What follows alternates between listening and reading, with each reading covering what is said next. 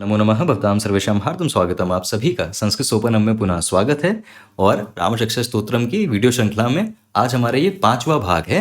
इस भाग में हम अपने 21वें श्लोका से 30th श्लोका तक देखेंगे। तो हम इस भाग में 10 श्लोका को कवर करेंगे और इसका जो अगला भाग आएगा तो वो हमारा अंतिम भाग होगा। उसमें हम जो भी शेष रह जाएंगे श्लोका उनको देख लेंगे।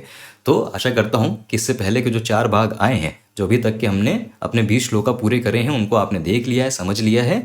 तो चलिए बिना किसी विलंब के आज के इस वीडियो का आरंभ करते हैं। ठीक है, तो अभी हम आगे बढ़ते हैं और अपने 21वें श्लोका को देखते हैं। सन्नदः कवची खड्गी चाप बाण धरो युवा कच्छन मनोरथोस्माकम रामः पातु सलक्ष्मणः। तो देखिए श्लोका में भी हम श्री राम की स्तुति करते हुए हम कह रहे हैं रामः अस्माकं पातु। तो पातु ये आया है पा धातु से, जिसका अर्थ होता है रक्षण करना, संरक्षण प्रदान करना। तो पातु से हम कह रहे हैं कि संरक्षण प्रदान करें, कृपया रक्षा करें। तो रामः अस्माकं पातु, रामः हमारी रक्षा करें। ठीक है, तो ये हम कह रहे हैं। और युवा से यहाँ अर्थ है कि जो यूथफुल है, ठीक है, जो नवीनता, ऊर्जा इन सब से परिपूर्ण है। और फिर हम आगे कह रहे हैं कवची। देखिए कवची, ये जो दीर्घ ई है, तो ये जो प्रातिपदिका है वो है कवचिन। और कवचिन इसका अर्थ हो गया कि वह जिसके पास कवच है। कहने का अर्थ है कि कवचधारी। तो वह जो कवचधारी हैं और वह जो खड्गधारी हैं। खड्ग से अर्थ होता है स्वॉर्ड, तलवार। तो वह श्री राम जो ऊर्जा से परिपूर्ण है, कवचधारी हैं, खड्गधारी हैं और चाप बाण धरः, और जिन्होंने चाप और बाण, कहने का अर्थ है कि जिन्होंने धनुष और बाण को धारण किया हुआ है। चाप का अर्थ होता है धनुष, ठीक है, एक पर्यायवाची है। और फिर हम आगे कह रहे हैं सन्नधः। देखिए सन्नधः इसका अर्थ होता है कि जो पूर्णतः सशस्त्र है, जिसको हम कहते हैं ना अंग्रेजी में कि जो फुल्ली आर्म्ड है, शस्त्रों को धारण कर तैयार है। ठीक है, और फिर हम कह रहे हैं कि गच्छन सलक्ष्मणः।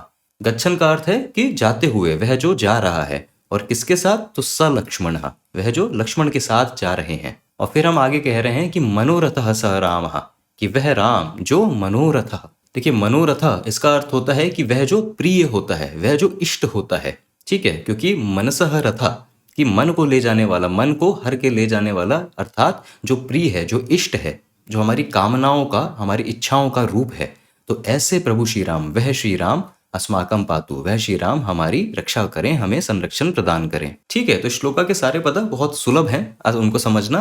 तो चलिए आगे बढ़ते हैं और अपने 22वें श्लोका को देखते हैं। रामो दाशरथिः शूरो लक्ष्मणानुचरो बली काकुत्स्थः पुरुषः पूर्णः कौसल्येयो रघुत्तमः। तो देखते हैं अब यहाँ पे हम प्रभु श्री राम की व्याख्या कैसे कर रहे हैं। तो पहले हम कह रहे हैं दाशरथिः, और हमने अपने पहले भागों में इन अपत्यवाचक नामों को देखा है। अपत्य का अर्थ होता है पुत्र या पुत्री। तो जो पुत्र या पुत्री होने का बोध कराता है वो होता है अपत्यवाचक, कि किसी जो हमारे क्या कहते हैं, जो हमारे वंशज में जो हमसे पूर्व रहे हैं, तो उनके नाम से हमारे नाम का बोध कराना, इसको कहते हैं अपत्यवाचक। तो दशरथ जो राम के पिता हैं, तो उनके पुत्र दाशरथी, तो ये एक अपत्यवाचक नाम है। तो दाशरथी से अर्थ है दशरथ के पुत्र। ऐसे ही आप आगे देखेंगे इसी श्लोका में कौसल्येयः। तो कौसल्येयः हमने पहले देखा था कि श्री राम की माता कौसल्या और उनके पुत्र तो कौसल्येय, जैसे द्रौपदी से द्रौपदेय, तो वही अपत्यवाचक नाम। ठीक है, तो वह श्री राम जो दशरथ के पुत्र हैं और जो शूर हैं, जो शूरवीर हैं, और लक्ष्मण जिनके अनुचर हैं। देखिए अनुचर का अर्थ होता है फॉलोअर, कि जो अनुसरण करता है, जो अनुयायी होता है। तो वह श्री राम जिनके अनुचर लक्ष्मण हैं, उनके भाई, छोटे भाई।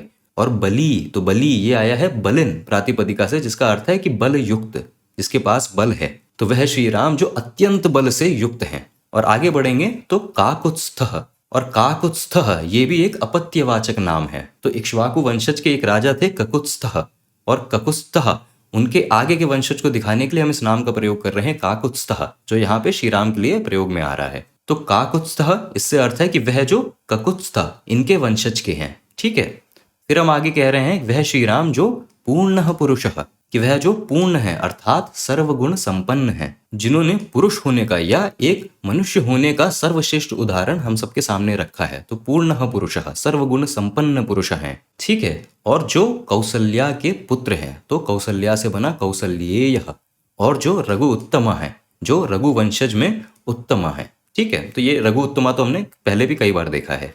और अब अपने 23वें श्लोका को देखते हैं। वेदांत वेद्यो यज्ञेशः पुराणा पुरुषोत्तमः जानकी वल्लभः श्रीमान अप्रमेया पराक्रमः। ठीक है, और यहाँ पे हम प्रभु श्री राम को कह रहे हैं वेदांत वेद्य, देखिए वेद्य का अर्थ होता है कि वह जो जानने योग्य है, और किसके माध्यम से, तो वेदांत के माध्यम से। और वेदांत का अर्थ होता है कि जो वेदों का अंत है, अर्थात उपनिषद। तो जैसा आप जानते ही हैं कि उपनिषदों का एक नाम है वेदांत, और वेदांत से अर्थ ये नहीं होता है कि वो सदैव वेदों के अंत में ही होते हैं। वेदों के अंत में भी मिलते हैं उपनिषद, लेकिन कुछ उपनिषद हमें वेदों के बीच में भी, बीच के भाग में भी मिलते हैं। वेदांत से जो एक अर्थ समझना चाहिए वो ये है कि वेद जिस ज्ञान की बात करते हैं तो उसका पूरा सार हमें उपनिषदों में मिलता है। तो क्योंकि उपनिषद वेदों के ज्ञान के सार हैं, इसलिए उनको वेदों का अंत कहा जाता है, वेदांत कहा जाता है। और हम यहाँ वेदांत वेद्य से कह रहे हैं वह प्रभु श्री राम जो वेदांत या उपनिषदों के माध्यम से जानने योग्य हैं। और यहाँ पे संकेत है प्रभु श्री राम के स्वयं नारायण होने का और नारायण का स्वयं परब्रह्म होने का। और फिर हम ऐसे ही आगे कह रहे हैं यज्ञेशः। देखिए पदा है यज्ञेशः, परंतु जब हम संधि हटाते हैं तो यज्ञ और ईशः, ईशः का अर्थ होता है स्वामी, और यज्ञ से हम जानते हैं कि जो हमारी अग्निहोत्र होमा की क्रिया होती है। तो प्रत्येक यज्ञ में जो भी हम आहुति देते हैं तो वे सारी आहुति के जो ईश हैं वो प्रभु श्री राम ही हैं, क्योंकि वही नारायण हैं, वही परब्रह्म के स्वरूप हैं। तो देखिए ये जो नाम है ये हमें भागवत गीता के श्लोक की थोड़ी सी याद दिलाता है। ब्रह्मार्पणम ब्रह्म हविः ब्रह्माग्नौ ब्रह्मणाहुतम। देखिए कौन से अध्याय का श्लोक है ये तो मुझे अभी याद नहीं आ रहा है, परंतु उसमें भी श्री कृष्ण यही बताते हैं कि ब्रह्मार्पणम, कि जो अर्पण है वही वो भी ब्रह्म है। ब्रह्म हविः, जो हवि है, जो हविष है, जो हम जिसकी हम आहुति देते हैं वो भी ब्रह्म है। और ब्रह्म आग्नौ, ब्रह्म की ही अग्नि में ब्रह्म ना होता हूँ, ब्रह्म के द्वारा ही हम आहुति देते हैं। कि यज्ञ का सारा स्वरूप जो हम चढ़ा रहे हैं, जो करता है, जो हो रहा है, जो क्रिया है, जो हम आहुति दे रहे हैं, जिसकी आहुति दे रहे हैं, आहुति कहाँ जा रही है, ये सब कुछ सिर्फ केवल ब्रह्म ही है। तो यहाँ पे यज्ञ की ईश ये भी उसी नाम का बोध करा रहा है। और एक इसका अर्थ ये भी लिया जा सकता है कि क्योंकि वो मखत राता कहा है हमने श्री राम को, कि जिन्होंने ऋषियों के मखक, ऋषियों के यज्ञ की जिन्होंने रक्षा की, तो इसलिए भी वो यज्ञ ईश है, इसलिए भी वो यज्ञ के स्वामी हुए, कि जो संरक्षक हुए उन यज्ञों के, जो हमें मखत राता के नाम से बोध मिला था। तो एक अर्थ आप ये भी ले सकते हैं। चलिए आगे बढ़ते हैं। और अब एक पदा है पुराण पुरुष उत्तमः। ठीक है, पुराण से अर्थ होता है प्राचीन। तो इस पदा से हम अर्थ ले सकते हैं कि वह जो प्राचीन पुरुषों में सर्वश्रेष्ठ हैं, जो प्राचीन पुरुषों में सर्वोत्तम हैं। और ये बहुत ही उचित बात है कि हमारे सारे ही वेदों में, उपनिषदों में और इतिहास में, पुराणों में, इन सभी कहानियों में जो हमें एक चरित्र मिलता है तो प्रभु श्री राम के चरित्र को हमेशा ही सर्वश्रेष्ठ, सर्वोत्तम माना जाता है। और एक मनुष्य को कैसे अपना जीवन व्यतीत करना चाहिए तो ये प्रभु श्री राम के चरित्र से बेहतर और कुछ भी नहीं समझा सकता है। तो इसीलिए कहा जा रहा है पुराण पुरुष उत्तमः। फिर हम आगे क्या कह रहे हैं, जानकी वल्लभः। वल्लभा से सीधा अर्थ हम हस्बैंड का भी लेते हैं, पति का भी लेते हैं, परंतु वल्लभा स्नेह को दर्शाता है। तो जो भी आपका प्रिय है, जो भी आपका प्रियतमा है, तो यहाँ पे हम कह रहे हैं जानकी वल्लभः, कि वह श्री राम जो माँ जानकी के अर्थात माँ सीता के जो प्रियतमा है। ठीक है। और आगे हम कह रहे हैं श्रीमान। तो ये पद हमने पहले भी देखा है, जो प्रातिपदिका है वो है श्रीमत, कि जो श्री से युक्त है, जो हर प्रकार की समृद्धि और वैभव से परिपूर्ण है, तो वह श्रीमान प्रभु राम। ठीक है। और फिर अंत में हम कह रहे हैं अप्रमेय पराक्रमः, कि वह जिनका पराक्रम, जिनकी शूरता, जिनकी वीरता वो अप्रमेय है। देखिए प्रमेय का अर्थ होता है कि जिसको मापा जा सकता है, जिसको मेजर करा जा सकता है, और अप्रमेय का अर्थ होता है कि जिसको मापा नहीं जा सकता, जो असीम है, अनंत है। तो वह प्रभु श्री राम जिनका पराक्रम, जिनकी वीरता, जिनकी शूरता और जिनका शारीरिक बल अथवा जिनका मानसिक बल, ये सभी कुछ अप्रमेय है, असीम है, अनंत है, तो वह प्रभु श्री राम। ठीक है। तो आशा करता हूं कि ये सारे पदा भी ऐसे सुलभ ही हैं समझना, तो ये सब क्लियर हो गए। आगे बढ़ते हैं और अपने 24वें श्लोका को देखते हैं। इत्येतानि जपन नित्यम मदभक्त श्रद्धयान्वितः अश्वमेधादिकं पुण्यम संप्राप्नोति न संशयः। तो देखिए यहाँ पे मद भक्त, देखिए भक्त से तो अर्थ होता है कि जो भक्त है, और मद तो ये अस्मत् जो सर्वनामा होता है तो उसका ये एक छोटा रूप है। जब हम समासा में ऐसे प्रयोग करते हैं तो अस्मत् की जगह हम मद का प्रयोग करते हैं, और यहाँ पे ये अर्थ दे रहा है मम भक्तः, कि मेरा भक्त। ठीक है। यदि हम इस पूरे पदा को समास में करके ना लिखते, अलग अलग करके लिखते, तो हम लिखते मम भक्तः, मेरा भक्त। उसको हम समासा में लिख रहे हैं तो मद भक्तः, बात वही है कि मेरा भक्त। और मेरा भक्त ये कौन कह रहा है, तो ये जो श्लोका है ये ऐसा हमें बताया नहीं गया है, परंतु ये श्लोका शिवा कह रहे हैं, ये स्वयं महादेव बता रहे हैं। और वो कह रहे हैं कि मद भक्तः, मेरा भक्त, जो इतिएतानि ऐसे इसको, ऐसे इस राम रक्षा स्तोत्रम को श्रद्धया अन्वितः, अन्वितः से अर्थ होता है किसी के साथ होके, किसी के संग होके। और किसके साथ? तो श्रद्धया। तो श्रद्धा तो ये तो आप जानते ही हैं, और श्रद्धया तृतीया विभक्ति तो श्रद्धा के साथ। तो श्रद्धया अन्वितः, श्रद्धा के साथ एक होके। कहने का अर्थ है कि श्रद्धा भावना को साथ रख के। तो इस पहली पंक्ति में शिवा कह रहे हैं कि मद भक्तः, मेरा वो भक्त जो इति एतानी, इति का अर्थ होता है ऐसे, एतानी का इसको, राम रक्षा स्तोत्रम को, कि मेरा भक्त जो ऐसे इस राम रक्षा स्तोत्रम को श्रद्धयान्वितः, श्रद्धा के साथ, श्रद्धा भावना को साथ रख के, जपत नित्यम, नित्य जप करता हुआ। जपत का अर्थ होता है जप करता हुआ। तो जपत नित्यम मद भक्ता, मेरा वह भक्त जो नित्य जप करता हुआ है। किसका? श्री राम रक्षा स्तोत्रम का। किस भावना के साथ? तो श्रद्धयान्विता, श्रद्धा भावना के साथ। तो मेरा ऐसा भक्त पुण्यम संप्राप्नोति, पुण्य प्राप्त करता है। पुण्यम से अर्थ है पुण्य, और संप्राप्नोति से अर्थ है प्राप्त करता है। और यहाँ पे इस पुण्यम की भी व्याख्या करी गई है अश्वमेध अधिकम, कि वह पुण्य जो अश्वमेध यज्ञ से भी अधिक पुण्य देने वाला है। और वैदिक काल के इस अश्वमेध यज्ञ को तो आप सभी लोग जानते होंगे, बहुत ही महत्वपूर्ण और बहुत ही बहुचर्चित यज्ञ है ये। तो यहाँ पे शिव कह रहे हैं कि मेरा ऐसा भक्त अश्वमेध यज्ञ से भी अधिक पुण्य को संप्राप्नोति, प्राप्त करता है। और ना संशया, इस बात पे कोई भी संशय नहीं है, कोई भी संदेह नहीं है। तो इस श्लोक के माध्यम से शिव हमें स्वयं इस राम रक्षा स्तोत्रम के महत्व को बता रहे हैं, उसकी शक्ति को बता रहे हैं कि अश्वमेध अधिकम पुण्यम संप्राप्नोति न संशयः। ठीक है, तो आशा करता हूं कि इसके भी सारे पदा क्लियर हो गए। अभी आगे बढ़ते हैं और अपने 25वें श्लोका को देखते हैं। रामम दुर्वा दलश्यामम पद्माक्षम पीतवासनम स्तुवंती नाम भिर्दिव्यहि नते संसारिणो नरः। ठीक है, तो यहाँ पे हम क्या कह रहे हैं कि ये नरः स्तुवंती, ये नरः नृ इस प्रातिपदिका से आया, जिसका अर्थ वही होता है मनुष्य, मानव।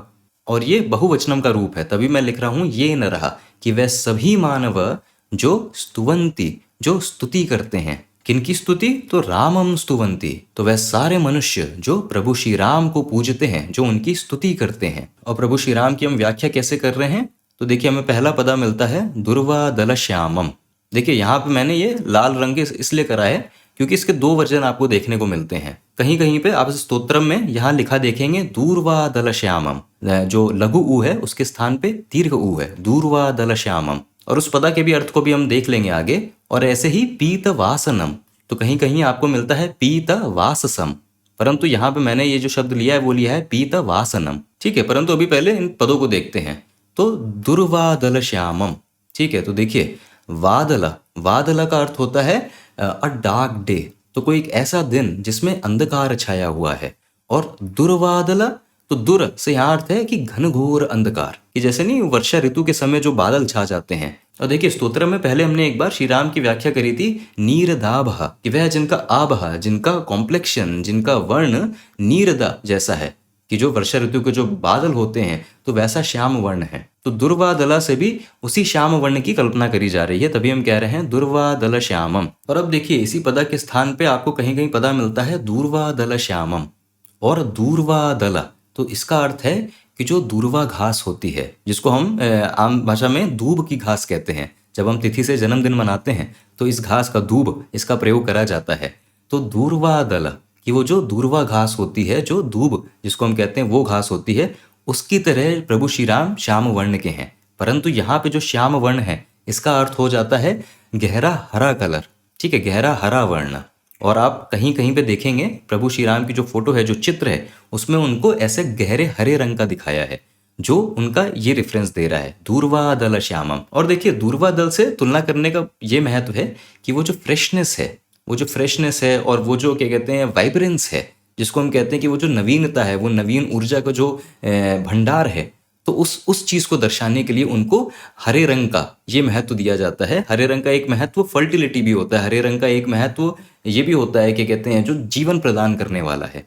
तो उन सारे एट्रीब्यूट्स को, उन सारे गुणों को बताने के लिए कहीं कहीं पे आप उनको गहरे रंग का देखेंगे प्रभु श्री राम को। और वो क्योंकि इनको इस नाम से संबोधित करा जाता है दूर्वा दल श्यामम, जो दूर्वा घास की तरह गहरे हरे रंग के हैं। ठीक है, तो एक अर्थ वो है और एक अर्थ ये है कि दूर्वा दल श्यामम।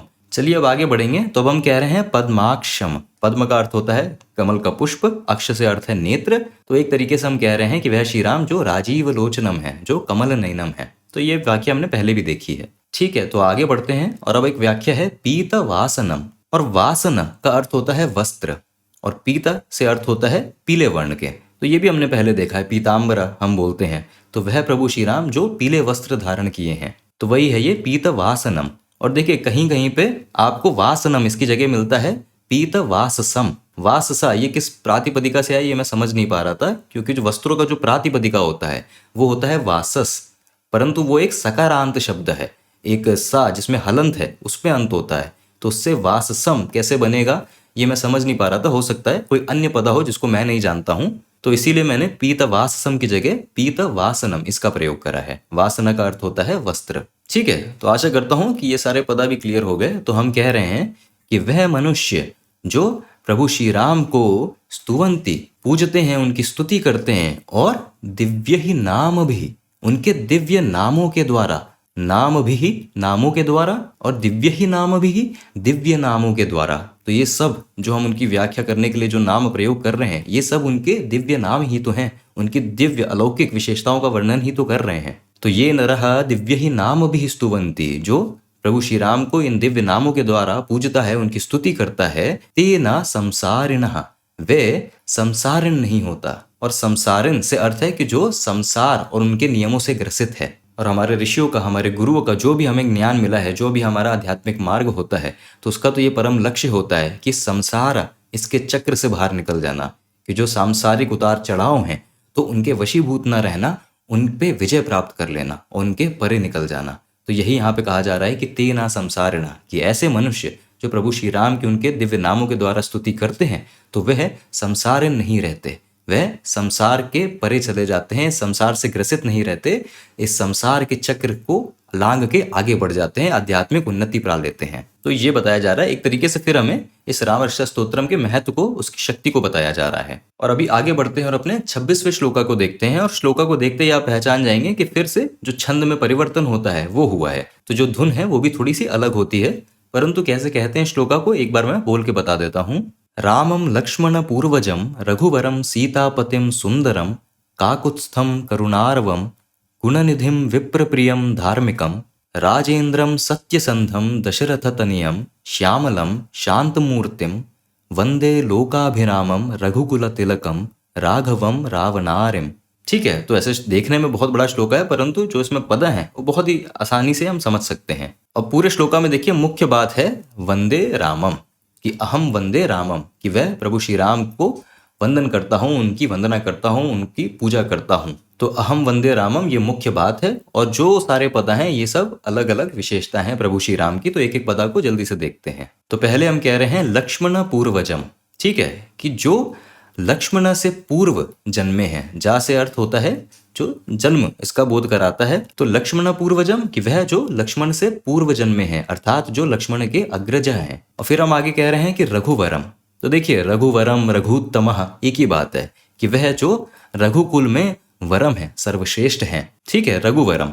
फिर हम कह रहे हैं सीतापतिम, कि वह श्री राम जो माँ सीता के पति हैं, और वह श्री राम जो सुंदरम है, और यह सुंदरता उनकी पूर्ण सुंदरता की व्याख्या करता है। फिर उनका वो शारीरिक सौंदर्य हो, फिर उनका जो बल का सौंदर्य है, फिर उनका जो बौद्धिक सौंदर्य है, जो उनके चरित्र का सौंदर्य है, तो पूर्णता सुंदर। ठीक है, और फिर आगे बढ़ेंगे तो वह श्री राम जो काकुत्स्थम, और ये काकुत्स था, ये मैंने पहले भी आपको बताया है कि वह जो ककुत्स था उनके वंशज के हैं। और ककुत्स था ये भी इक्ष्वाकु वंशज में एक राजा थे, तो वह श्री राम जो ककुत्स था के वंशज के हैं। ठीक है, और फिर हम आगे कह रहे हैं करुणारवम, करुणा अर्णवम। अर्णव इसका अर्थ होता है जिसको हम कहते हैं ओशन, सागर, सागर, महासागर। तो वह प्रभु श्री राम जो करुणा भाव के सागर हैं, कहने का अर्थ है कि वह जिनमें अत्यंत, जिनमें असीम करुणा है, तभी वो हर जीव को आश्रय प्रदान करते हैं, हर जीव की सहायता करने के लिए तत्पर रहते हैं। ठीक है, तो वह जो करुणा के अर्णव हैं, जो करुणा के सागर हैं। फिर आगे हम कह रहे हैं कि गुण निधिम। निधि से अर्थ होता है राशि या ढेर या भंडार। किसका भंडार? तो गुण का, क्योंकि हम जानते हैं कि श्री राम सर्वगुण संपन्न है, तो गुणों का भंडार है। फिर आगे बढ़ते हैं तो अभी कह रहे हैं विप्र प्रियम। देखिए विप्र से अर्थ होता है ब्राह्मण, और ब्राह्मण से यहाँ जो भी ऋषि हैं, जो हमारे मुनि हैं, तो उन सभी ऋषि मुनियों के वो प्रिय हैं। और क्योंकि श्री राम ने अपने जीवन भर निरंतर निष्काम कर्मा के भाव से ऋषियों की, मुनियों की, उनकी सहायता की है, उनकी रक्षा की है राक्षसों से, तो वो विप्र प्रियम, वो विप्र के प्रिय हैं और उनका खुद का चरित्र भी ऐसा है। शास्त्र में विशारद हैं, शस्त्रों में विशारद हैं, तो जो उनका पूर्ण चरित्र है उनसे वह विप्र प्रियम है। ठीक है, देखिए हमने पहले भी एक बार कहा था कि विश्वामित्र प्रियम, कि जो विश्वामित्र के प्रिय हैं, तो वैसे ही मैं बता रहे हैं कि जो ऋषि मुनियों के, ब्राह्मणों के जो प्रिय हैं। और फिर धार्मिकम, कि वह जो अत्यंत धार्मिक हैं, जो धर्मपरायण हैं, अपने जीवन के हर कार्य को उन्होंने धर्म में दृढ़निष्ठ होकर उसको करा है। तो धार्मिकम ये तो बहुत ही उचित नाम है प्रभु श्री राम के लिए, क्योंकि वो धर्म के स्वयं स्वरूप हैं, धर्म स्वरूप हैं प्रभु श्री राम। ठीक है, आगे बढ़ते हैं और अब हम कह रहे हैं राजेंद्रम। तो राजेंद्र में भी दो पदा हैं, राजा और इंद्रम। इंद्र का अर्थ ही होता है जो स्वामी है, तो जो राजाओं के स्वामी हैं, कहने का अर्थ है कि जो राजाधिराज हैं, सभी राजाओं में श्रेष्ठ और सभी अन्य राजाओं के जो स्वयं स्वामी हैं, तो ऐसे प्रभु श्री राम। और फिर हम कह रहे हैं सत्य संधम, कि जो सत्य के संग हैं, कि वह जो हमेशा सत्यनिष्ठ होते हैं, सत्यता में पूर्णता जो दृढ़निष्ठ रहते हैं, तो वह प्रभु श्री राम। ठीक है, और फिर आगे हम देखते हैं दशरथ तनयम, कि वह प्रभु श्री राम जो दशरथ के तनय हैं, और तनय से अर्थ होता है पुत्र, तो वह प्रभु श्री राम जो दशरथ के पुत्र हैं। ठीक है, और वह श्री राम जो श्यामलम, जो श्याम वर्ण के हैं। और श्याम वर्ण हमने इससे पहले श्लोका में देखा कि श्याम वर्ण से अर्थ एक जो मेघों का श्याम वर्ण होता है, जो बादलों का श्याम वर्ण होता है, वो भी होता है, और फिर एक जो दूर्वा घास, दूर्वा दल जैसा जो गाढ़ा हरा रंग होता है, तो उसको भी श्याम ये बोला जाता है। तो श्यामलम, श्याम वर्ण, वो दोनों का ही बोध कराता है। ठीक है, तो आगे बढ़ते हैं और अब हम कह रहे हैं शांत मूर्तिम, कि वह जो शांत के स्वरूप हैं। देखिए विष्णु भगवान के लिए भी कहा जाता है शांताकारम, शांताकारम भुजग शयनम वाले श्लोका में शांताकारम, जो शांत के आकार हैं। तो यही यहाँ पे प्रभु श्री राम के लिए भी कहा जा रहा है शांत मूर्तिम। और प्रभु श्री राम के शांत होने का अर्थ ये नहीं है कि कोई उनको कुछ बोल जाए, कुछ कर जाए तो वो कुछ भी जवाब नहीं देते, कि वो कहते हैं ना कि ऐसा नहीं है कि जिनको दबाया जाए इसलिए वो शांत हैं। नहीं, उनका शांत उनकी गंभीरता, उनकी गंभीरता को, उनकी गहराई को दर्शाता है। जैसे महासागर होता है ना, तो महासागर जितना गहरा है उतना शांत होता है,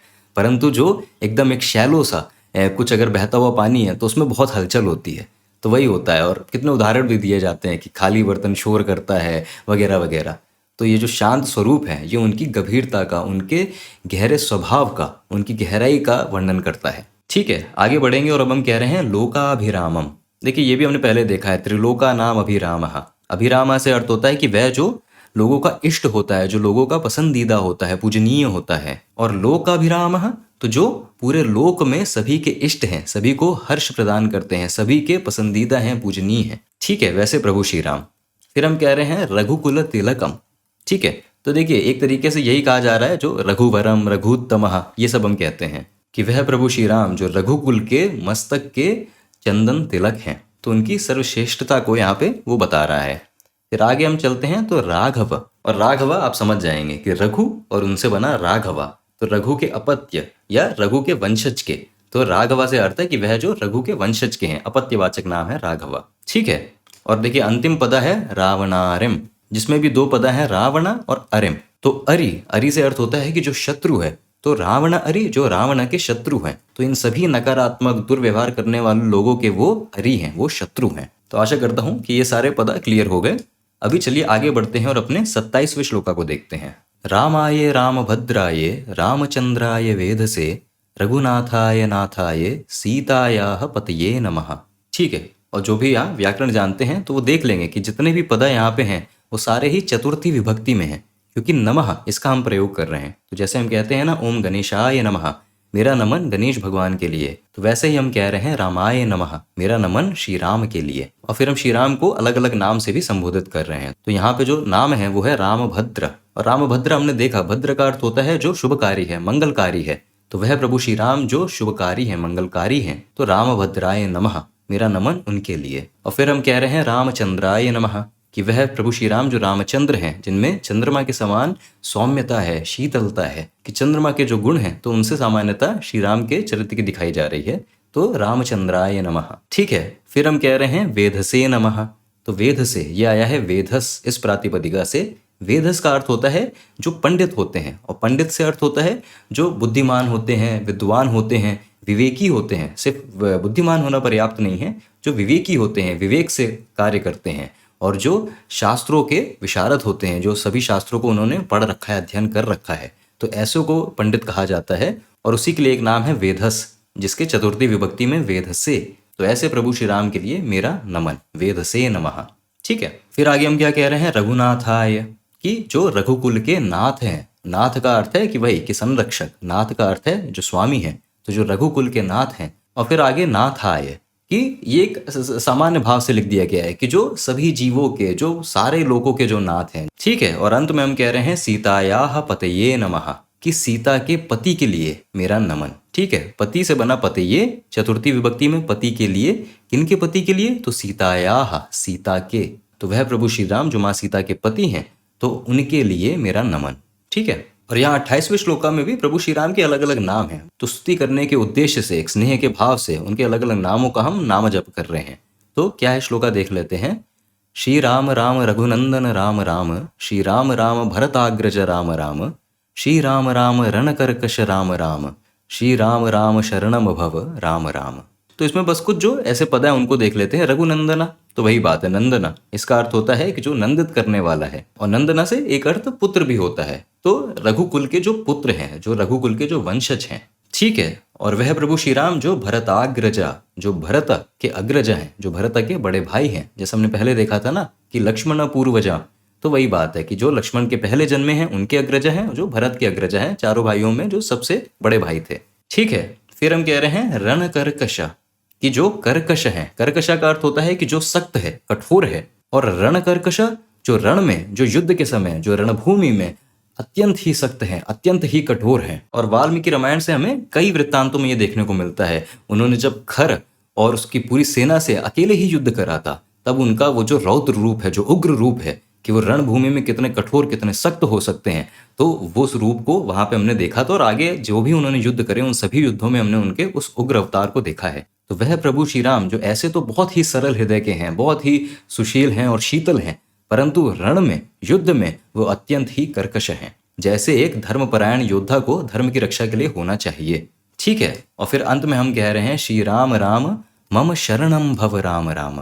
देखिए जितने भी हैं ये सब संबोधना विभक्ति में है, कि हम एक तरीके से कह रहे हैं हे राम, हे रघुनंदना, हे भरताग्रजा। तो वही हम कह रहे हैं कि हे प्रभु श्री राम शरणम भव, कि आप मेरा आश्रय हो। ठीक है, आप मेरी शरण हो। ठीक है, ये अर्थ है। भव का अर्थ होता है कि एक प्रार्थना भाव से कि वैसा हो। तो मम शरणम भव, आप मेरी शरण हो, आप मेरे आश्रय हो, उस भाव से। ठीक है, तो ये पदा तो बहुत ही सुलभ है। आगे बढ़ते हैं, अपने 29वें श्लोका को देखते हैं। श्री रामचंद्र चरणौ मनसा स्मरामि, श्री रामचंद्र चरणौ वचसा गृणामि, श्री रामचंद्र चरणौ शिरसा नमामि, श्री रामचंद्र चरणौ शरणम प्रपद्ये। तो ये बहुत ही सुंदर श्लोका है। और कभी भी अगर आपको एक छोटी सी भी प्रार्थना करनी है प्रभु श्री राम के लिए, तो आप इस श्लोका का प्रयोग कर सकते हैं, जिसमें हम उनके चरणों की वंदना कर रहे हैं। श्री रामचंद्र चरणों, कि श्री रामचंद्र के दोनों चरणों को मनसा स्मरामि, मैं अपने मन से स्मरण करता हूँ। स्मरामि का अर्थ होता है स्मरण करता हूँ, और मनसा का अर्थ होता है मन से। ठीक है, और देखिए इसी तरीके का पैटर्न आगे भी है कि श्री रामचंद्र के चरणों को गृणामि, गृणामि का अर्थ होता है कि उनकी स्तुति करता हूँ। श्री रामचंद्र के चरणों की स्तुति करता हूँ। और कैसे, तो वचसा, अपने वचस से, अपने वाक से। देखिए वचस का अर्थ होता है जो हमारे वचन होते हैं, जो वाक्य होते हैं, जो शब्द होते हैं। तो श्री रामचंद्र के कमल चरणों को मैं अपने वचनों से, अपने वाक्यों से उनकी स्तुति करता हूँ। वचसा गृणामि। और फिर हम कह रहे हैं श्री रामचंद्र के चरणों को मैं अपने सिर से नमन करता हूँ, कि अपने सिर को झुका के मैं उनके चरणों को नमन करता हूँ। और अंत में हम कह रहे हैं श्री रामचंद्र चरणों शरणम प्रपद्ये। और शरणम प्रपद्ये, तो उनके कमल चरणों को मैं अपने आश्रय, अपने शरण की तरह प्राप्त करता हूँ। ठीक है, तो ये पूरा अर्थ है श्लोका का। ये जितने भी आप पदा देख रहे हैं, तीनों पदा, तो अगर आप थोड़ी व्याकरण जानते हैं तो ये सभी सकारांत पदा हैं। मनस, तो मनसा तृतीया विभक्ति, मन के द्वारा, मन से। ऐसे ही वचस, तो वचसा, वचनों से। और शिरस से बना शिरसा, तो सिर से। और फिर ये तीनों क्रिया हैं। तो मैं मन से स्मरण करता हूँ, मैं अपने वचनों से स्तुति करता हूँ, मैं अपने सिर से उनका नमन करता हूँ, और फिर अंत में मैं उनके कमल चरणों पे शरणागत हो जाता हूँ। शरणम प्रपद्ये। ठीक है, तो ये पूरा अर्थ है श्लोका का। और चलिए आज के अपने आखिरी श्लोका को देख लेते हैं, अपने 30वें श्लोका को।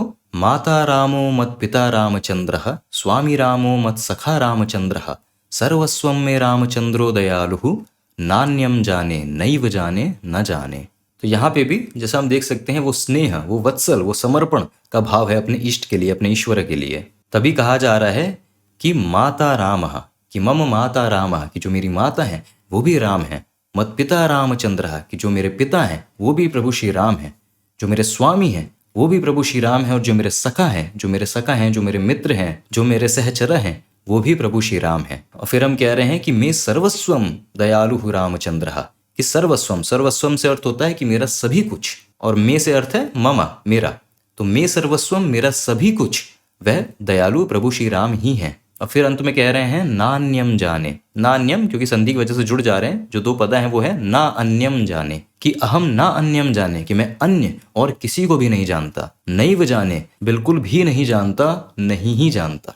तो नैव जाने, ना जाने, इनको बार बार दोहराने का वो प्रभाव डालने के लिए कि मैं अन्य किसी को नहीं जानता, बिल्कुल भी नहीं जानता, क्योंकि उन्होंने पहले ही कह दिया कि मैं सर्वस्वम दयालु रामचंद्र, कि मेरे सभी कुछ प्रभु श्री राम ही हैं। और ये उसी भाव का हमें बोध कराता है कि जो हमारी प्रार्थना होती है, त्वमेव माता च पिता त्वमेव, तमेव बंधु च सखा तुमेव, तो वही बात है यहाँ पे कि मैं सर्वस्वम प्रभु श्री राम, मेरे सभी कुछ प्रभु श्री राम ही हैं। और इसी भावना के साथ आज इस वीडियो को यहीं पे रोकते हैं। जो हमारा अगला भाग होगा तो उसमें बस अब 8 श्लोका और शेष रहते हैं, वो उस पूरे भाग में हम पूरे रामकृष्ण स्तोत्रम को संपूर्ण कर देंगे, वो हमारा अंतिम भाग होगा। आशा करता हूँ इसमें कुछ आपको सीखने को मिला, जानने को मिला, आनंद आया। तो मैं अभी विदा लेता हूँ आपसे, अब इसके अंतिम भाग में मिलूंगा अगले वीडियो में। वयं पुनः मिलामः। धन्यवाद।